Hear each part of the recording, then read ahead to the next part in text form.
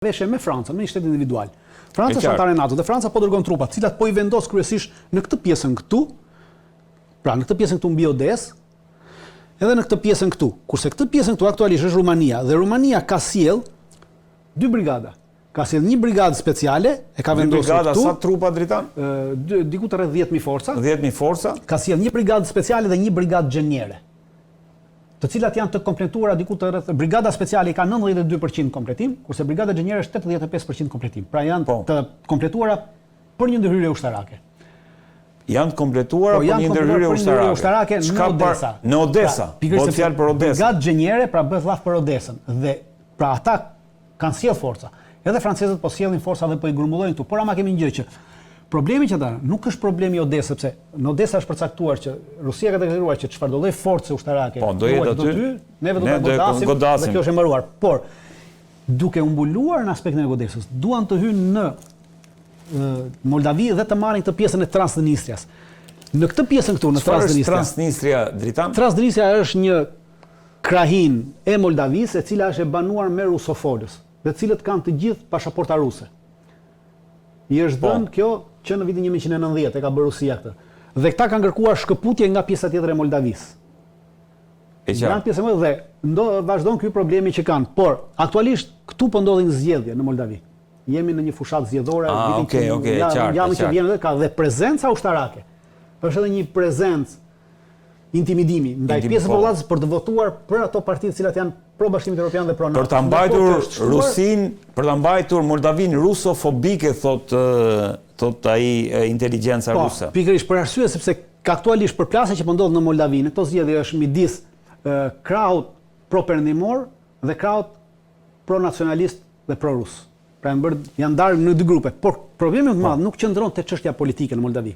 Qëndron te çështja e armatimit. Ka 3 depo të mëdha në Moldavi me armatim dhe municion, gjithë armatimi dhe municioni që kishin të gjitha vendet e lindjes që ishin antarë të Tratatit të Varshavës, Rumania, Bullgaria, Polonia, Hungaria, Çekoslovakia, Çekia, Slovakia, gjitha këto vende që ishin antarë të Tratatit të Varshavës kur përfundoi Tratati i Varshavës në 1991. Të gjitha armatimi që i përkiste forcave ruse të vendosur në këtë territor. Nuk u çuan drejt Rusisë, po u mor dhe u depozituar në Transnistria. Dhe me këtë armatim që ka këtu, Ukraina mund të bëjë luftë edhe 5 vjet tjera. Dhe gjithë qëllimi është që të shfillojë një konflikt këtu, të marrin këtë territor, të marrin këto depo aktualisht ruhen nga 4500 forca speciale ruse. Pra janë nën kontrollin e forcave ruse direkt, jo të forcave moldave. E qartë. Dhe qëllimi është që të shkaktohet një luftë e brendshme, që të merren këto depo dhe të jepen Ukrainës armatime dhe municione që mund të bëjë rezistencë edhe për 5 vjet pa pasur nevojë që Bashkimi Evropian të japi më para ose ndihmë ushtarake. Pra gjitha bëhet për këtë skenar. Pra lidhen të gjitha për të ardhur te kjo. Por ama kemi një problem. Edhe te kjo, siç thash, këto depo që ndodhen në 3 vende, një këtu dhe një këtu poshtë, të gjitha këto depo ruhen nga forca speciale ruse, pra janë forca të Rusisë. Dhe në rast se ti do të veprosh kundër tyre, Rusisi lindet drejta për të goditur këtu dhe siç e thatë në fillim, Moldavia nuk është një vend antar i NATO-s. Kështu që forcat ruse nesër mund të vinë dhe të hyjnë në Moldavi. Dhe kjo nuk do të prodhonte një përplasje.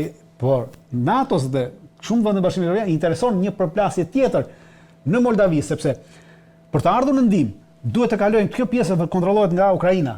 Pra ardha në ndihmë e trupave tyre këtu është çike vështirë për Rusin dhe do t'i hapte Rusisë një front tjetër, dhe do t'ia bënte më të lehtë luftën. Pra, kur ti hapesh në 2 fronte, njëri ke shumë larg, e ka më të lehtë ky tjetri për të rezistuar dhe ndoshta edhe për të marrë territore. Pra e kuptoni, gjithçka bëhet për të ardhur në ndihmë Ukrainës në të gjitha format dhe mënyrat dhe për të dobësuar Rusin.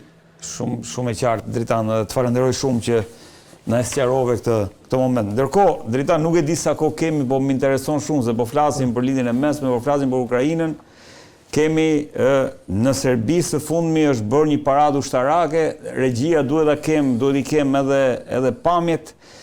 Si e vlerësove dhe si e lexove këtë moment? Në rast se mbani mend, Vučići para 2 muajsh doli në një deklaratë publike dhe tha që do çudisim botën me paradën që do organizojmë në shtator, nëse mbani mend. Po. Realiteti është që nuk çuditi botën, çuditi vetëm neve që ishim këtu pak a shumë, pavarësisht deri diku. Nuk është se personalisht nuk mbeta i çuditur, pasi edhe më parë kam deklaruar këto armatime Dritan. Po, në këtë paradë Serbia angazhoi gjysmën e forcave të veta ushtarake. Pra, Serbia ka 24.000 forca ushtarake dhe në paradë morën pjesë 10.000 forca ushtarake. Pra, kaq është kapaciteti i Serbisë. Paraqiti 3 avione Rafale, Pra 30 Avionët Rafale që me Macron. Me Macron, por paraqitja e avionëve Rafale nuk është se Rusia i ka marrë këta avion.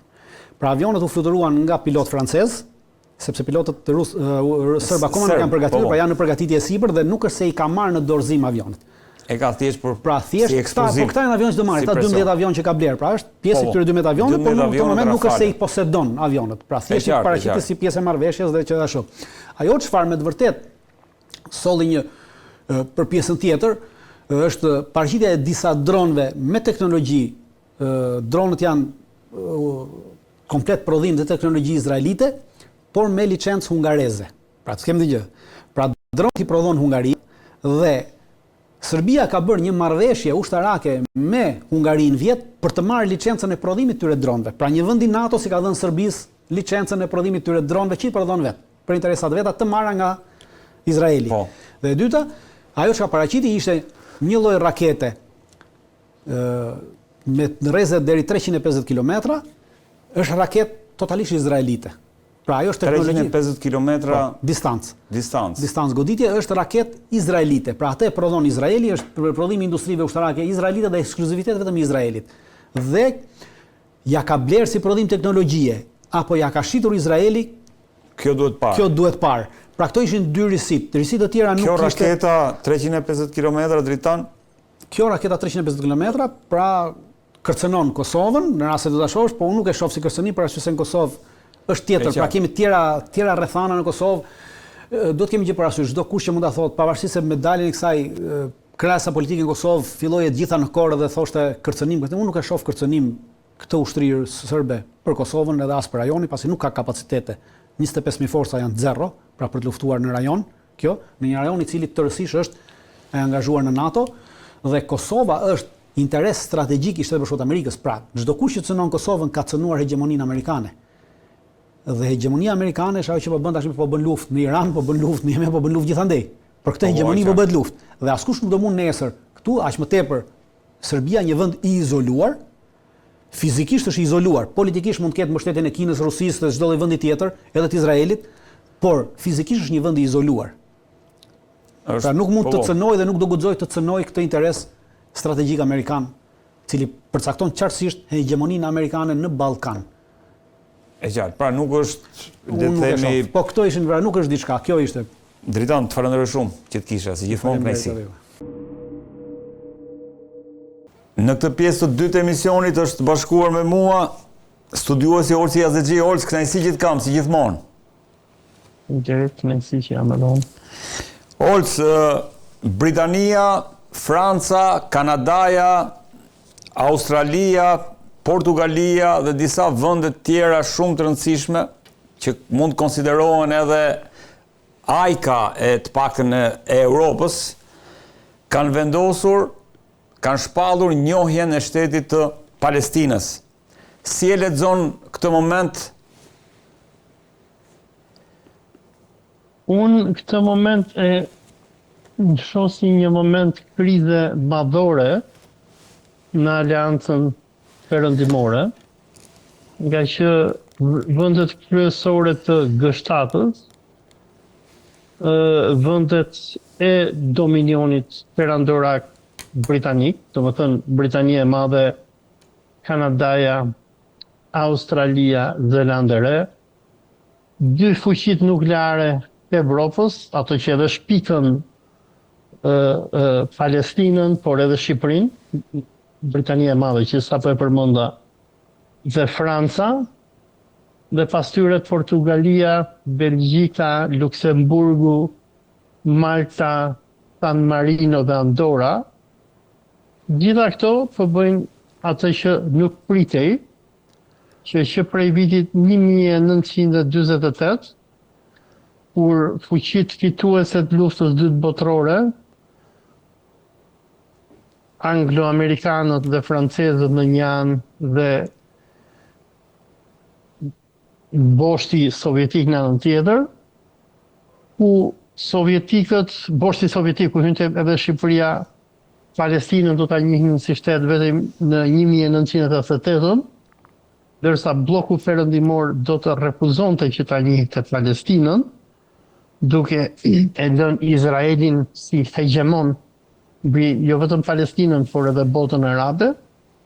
Dhe më në fund, tani në shtator të vitit 2025, ne po shohim ndryshimin e historisë. Po kemi përçarje në boshtin perëndimor, ku Franca dhe Britania e Madhe, të cilat historikisht kanë qenë bashkë me Amerikanët në mbështetjen e Izraelit, më në fund po thyejnë unitetin e perëndimit dhe po njohin shtetin e Palestinës. Tani pse bëhet kjo, mund pyesi dikush, për personat që din historinë e konfliktit arabo-izraelit, historikisht britanikët, francezët, australianët, neozelandezët kanë qenë kombe që kanë luftuar për Izraelin. Izraeli u krijua nga ky boshtë. Nuk ishin amerikanët ata që mundën Osmanët në 1918-ën, ishin britanikët dhe francezët. Erdhën trupat e Anzakut, australianët, neozelandezët, ata që mundën gjyshrit tan Osman, dhe ishin britanikët ata që me deklaratën e Balfurit të 1917-ës ndërtuan aleancën e famshme ndërmjet mbretërisë britanike dhe bankierëve zionistë. Por me gjithë mbështetjen që Britania dhe Franca i kanë dhënë Izraelit që prej vitit 1917, që i bie më shumë se 108 vite, më në fund limiti ka arritur aty ku nuk mban më, nga që me krimet që Izraeli po bën në Palestinë, në Gaza dhe në Bregun Perëndimor, dhe me kthimin e Izraelit të një qeni të tërbuar, i cili, sikur biseduam vetëm javën e kaluar sulmoi 6 vende, nga Tunizia, Katari, Libani, Palestina, Jemeni, edhe nuk e mbaj mend se kush ishte vendi tjetër. Domethënë, me këto krime që Izraeli po bën, edhe për më tepër duhet përmendim këtu edhe gjetjet e OKB-s që u publikuan përpara një jave, ku edhe OKB-ja pranoi që Izraeli po kryen gjenocid, dhe këto fuqit perëndimore thjesht nuk e përballojnë dot me Izraelin. Izraeli është bërë i papërballueshëm, është bërë embarrassing, është term në anglisht, nuk di se si ta përkthej në Shqipëri, por domethënë sikletosës. Urdhro? Sikletosës, të vjen turp. Domethënë po i sikletos kaq shumë këto fuqit perëndimore, saqë ato tani thonë, okay, ky është limiti, ne nuk të përballojmë dot më. Se duhet kuptojmë edhe një gjë tjetër, që me përfundimin e luftës dytë botërore dhe me mundjen e nazizmit, në botë u ndërtua OKB-ja dhe Organizata e Kombeve Bashkuara u ndërtua për të bërë ligjin ndërkombëtar. Dhe ligjin ndërkombëtar parashikon që shtetet pushtuese nuk kryen dot gjenocid mbi vendet që ata i pushtojnë. Deri tani Palestina ka qenë në okupimin e Izraelit, po për sa kohë që palestinezët mbaheshin në fushtim dhe nuk shfarroseshin në mas si tani, Aleanca Perëndimore ishte e gatshme që ti ignoronte krimet që bënte Izraeli. Por me atë që Izraeli po bën tani, që po vret njerëzit me uri, që rripi i Gazës është kthyer në një kamp përqendrimi ku Izraeli përdit godet me dron dhe me avion dhe me tanke, është bërë një situatë që njerëzimi nuk e ka parë që në luftën e Stalingradit. Dhe përveç kësaj, Izraeli tani më i ka kaluar gjitha limitat. Sepse Izraeli është në luftë dhe bombardon të gjithë fqinjet e tij. Nga Siria e deri në aleatin më të rëndësishëm të boshtit anglo-amerikan në gjirin persik, që është Katari. Sulmi që ju bë Katarit përpara 2 javësh, ku Katari edhe pse sponsorizon dhe mban bazën më të madhe ushtarake në lindjen e mesme, izraelitët shkuan dhe bombarduan, ka thyer besimin e arabëve te perëndimi. Dhe në veçanti te britanikët, dhe duhet të kuptojmë diçka që shumë nga këto vende arabe, që nga Katari e deri te Palestina, kanë qenë koloni britanike. Dhe ishte Britania me Francën, me marrëveshjen Sykes-Picot, e cila bëri ndarjen e botës arabe, se si do të kolonizohej dhe administrohej kjo botë pas mundjes së Osmanëve. Dhe si francezët, si anglezët, kanë shpenzuar me miliarda dollar për të ngritur këto shtete në gjendje të tjera. Kanë derdhur gjitha të gjatë që ja morën këto shtete, ja morën Osmanëve, por tani Izraeli nuk po respekton asgjë. Dakor, deri përpara 7 tetorit të vitit 2023, Izraeli konfliktin e mbante në territoret e pushtuara. Shkonte, futej, vriste njerëz, bënte krime etj. Dhe fuqitë perëndimore e injoronin se nga frika e lobit që fut, është i fuqishëm, mos i mërzitim lobin që fut, mos i mërzitim amerikanët etj. Po tani Izraeli ka bërë një nga krimet më të mëdha që i ka ndodhur njerëzimit që prej luftës dytë botërore, është ajo e prishjes së rendit ndërkombëtar. Izraeli nuk respekton as i ligj. Dhe prandaj këto fuqitë perëndimore në këto momente janë duke në blok i bërë karshillëk jo Izraelit, se Izraeli nuk është gjë, por Amerikës. Duke thënë amerikanëve që ne nuk e mbajmë dot me Izraelin. Kjo është fundi. Po. Ne do të njohim shtetin palestinez. Sepse në një nga, nuk kujtohet, në një nga këto gazetat online të Izraelit, më duket Times of Israel, kjo konsiderohej si një sfidë, domthonjë njohja nga ana e Britanisë, Starmerit dhe Macronit e Palestinës, konsiderohej si një sfidë ndaj Shteteve të Bashkuara të Amerikës. Po kjo është sfidë ndaj Amerikës dhe nëse e pe përpara 2 ditësh konferencë për shtyp ndërmjet kryeministrit që fut anglez Starmerit, që janë ato gjithmonë, dhe Trumpit, kur Trumpi ishte në Britaninë e Madhe për vizitë, Starmeri tha po në sy të Trumpit që ne do ta njohim pavarësinë e shtetit palestinez, dhe Trumpi tha ne kemi rënë dakord me Starmerin që mos bijem dakord për këtë punë, ku amerikanët tani më janë të izoluar, i vetmi shteti botës që shteti Izraelit, se edhe Shqipëria quislinge e Edi Ramës, nëse ke parë në votimet që janë bërë në OKB, nuk guxon dot më ta mbështesi Izraelin, por Rama që i ka shumë frikë amerikanët dhe izraelitët, ka urdhëruar ambasadorin e tij në OKB që të abstenojë. Dhe kur shihen rezolutat që OKB-ja sjell për punën e Palestinës, është që i vetmi vend që përdor veton dhe që qëndron brapa Izraelit janë Shtetet e Bashkuara të Amerikës. Po pse pikërisht gati i gjithë perëndimi është sot vendosur kundër Shtetet e Bashkuara të Amerikës dhe Izraelit për sa i përket asaj që po ndodh në Gaza. Pra, si ta lexojmë këtë ndryshim të madh kursi në vendet, ndryshim historik, duhet thënë, kursi në vendet perëndimore. Nisur nga fakti që parashtrimi yt ishte fantastik, kemi të bëjmë me 2 fuqi bërthamore europiane, kemi të bëjmë me shtete që kanë rol shumë të rëndësishëm për sa i përket gështatës. Pra, çfarë po ndodh sot